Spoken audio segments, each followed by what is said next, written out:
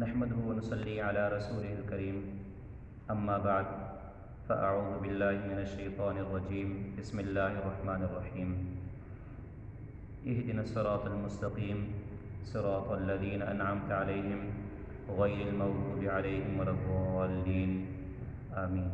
پچھلے درس میں ہم نے اخلاقیات کے بارے میں یہ بات معلوم کی تھی کہ علم اخلاقیات کی تعریف کیا ہے، اس کا موضوع کیا ہے اور اس کے فائدے کیا ہیں اور بد اخلاقی کے نقصانات کیا ہیں، اور قرآن اور حدیث میں اس بارے میں کیا کہا گیا تھا۔ آج کے درس میں انشاءاللہ ہم یہ معلوم کریں گے کہ نبی کریم علیہ السلام نے حسن اخلاق کے بارے میں کیا فرمایا۔ اس کا خلاصہ یہ ہے کہ نبی کریم علیہ السلام کی جو مبارک احادیث ہیں وہ دو طرح کی ہیں۔ ایک وہ احادیث ہیں جن میں نبی کریم علیہ السلام نے حسن اخلاق کو موٹے موٹے انداز میں بیان فرمایا۔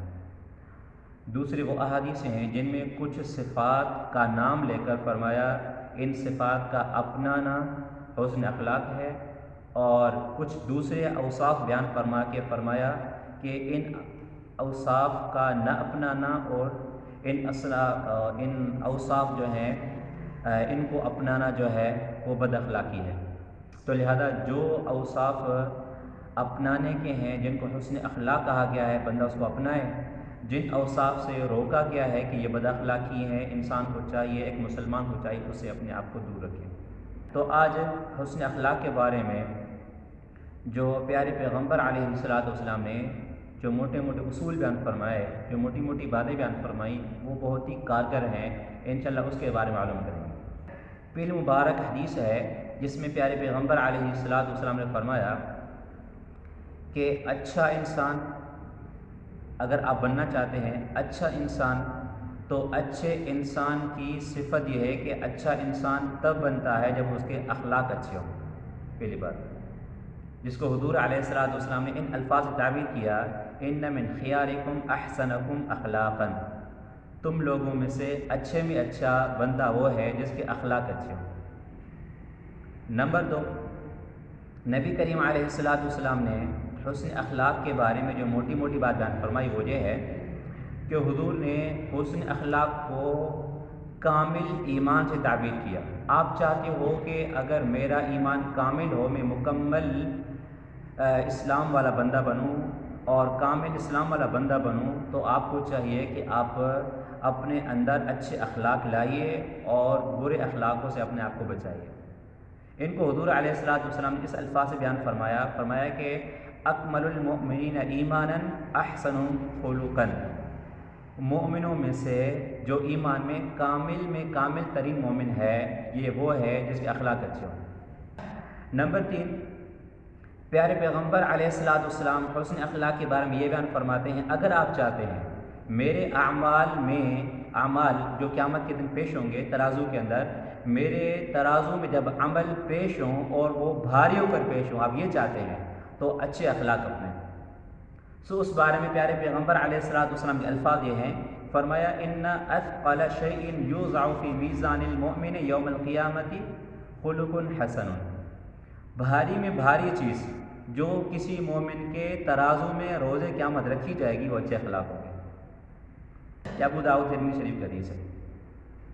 اور اس کے علاوہ چوتھے نمبر پر پیارے پیغمبر علیہ السلام نے حسن اخلاق کے بارے میں بیان فرمایا کہ اچھی میں اچھی صفت جو کسی انسان میں اگر ہے تو وہ اچھے اخلاق ہیں۔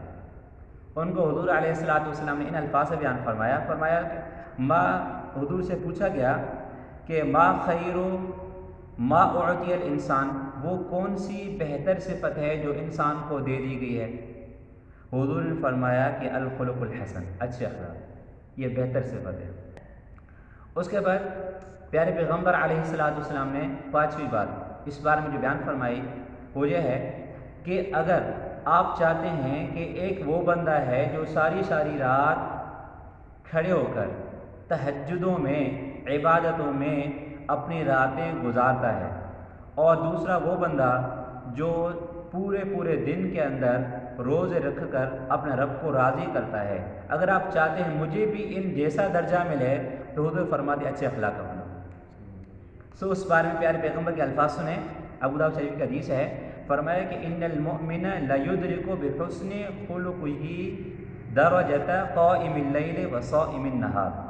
فرمایا مومن جو ہے اپنے اچھے اخلاق ہی کے ساتھ قیام اللیل کرنے والے بندے کے درجے کو پہنچ سکتا ہے اور روزے دار بندے کے درجے کو پہنچ سکتا ہے۔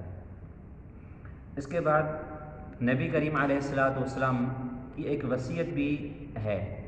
جناب معاذ بن جبل رضی اللہ تعالیٰ عنہ کو جب آپ علیہ الصلاۃ والسلام نے یمن کے طرف گورنر بنا کر بھیجا تو آپ علیہ الصلاۃ والسلام نے ان کو فرمایا کہ اے معاذ، ممکن ہے کہ اگر آپ اگلی بار واپس آئیں تو آپ مجھے نہ دیکھیں، میری جگہ آپ کو میری مسجد تو نظر آئے گی، میری جگہ میری قبر تو آپ کو نظر آئے گی، لیکن میں نظر نہیں آؤں گا۔ تو اس وقت جناب معاذ بن جبل کو حضور نے فرمایا کہ اب آپ جا سکتے ہیں، سواری کا بندوبست کیجیے، آپ جا سکتے ہیں۔ حضرت فرماتے ہیں کہ معاذ بن جبل فرماتے ہیں جب میں نے اپنے گھوڑے کے رکاب پر پاؤں رکھا تو وہاں پر حضور نے مجھے ایک الفاظ بیان فرمایا کہ یا معاذ احسن خلقک للناس، معاذ آپ لوگوں سے اچھے اخلاق سے پیش آئیے گا۔ تو مجھے وہ نصیحت اب تک یاد ہے۔ تو اس طرح حضور علیہ الصلاۃ والسلام کی وصیت بھی ہوئی۔ تو ہمیشہ ایک قانون ہے کہ ہمارے جو بڑے جاتے ہیں آخر میں جو وصیت کرتے ہیں وہ ہمیشہ یاد رہتی ہے۔ تو یہ حضور کی وصیت ہے، کم از کم حضور کی وصیت سمجھ کر اس کو اپنے زندگی کا حصہ بنائیں، اچھے اخلاق کو اپنائیں۔ اس کے بعد حسن اخلاق کے بارے میں یہ بھی ایک بہترین چیز ہے کہ حسن اخلاق والے بندے، اچھے اخلاق والا جو بندہ ہے اس کو حضور کی محبت نصیب ہوتی ہے۔ اگر ہم چاہیں، اور ہر کسی مسلمان کو یہی تقاضا ہوتی ہے، ہر مسلمان کی یہی چاہت ہوتی ہے کہ وہ کون سا عمل ہے، وہ کون سا کام ہے جس سے مجھے حضور کی محبت نصیب ہو سکتی ہے، تو حضور اس کا بھی طریقہ فرماتے ہیں، اس کا طریقہ حسن اخلاق ہے۔ چلو حضور کے الفاظ سن لیتے ہیں۔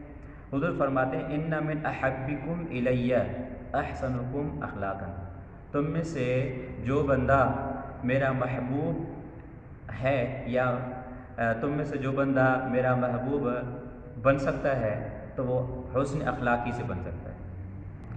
اور اس کے بعد حضور کی آخری حدیث ہم معلوم کریں گے درس میں کہ حضور علیہ الصلاۃ والسلام خاص کر اپنی دعاؤں میں بھی حسن اخلاق کی دعائیں کیا کرتے تھے۔ ایک چھوٹی سی دعا ہے جو تقریباً ہر مسلمان بچے کو یاد ہوا کرتی ہے، اور جب چھوٹے سے مکتب میں پڑھتے ہیں تو مسجد کے جو قاری صحابان ہوتے ہیں وہ یاد کراتے ہیں بھائی آئینہ دیکھنے کی دعا، وہ دعا ہے۔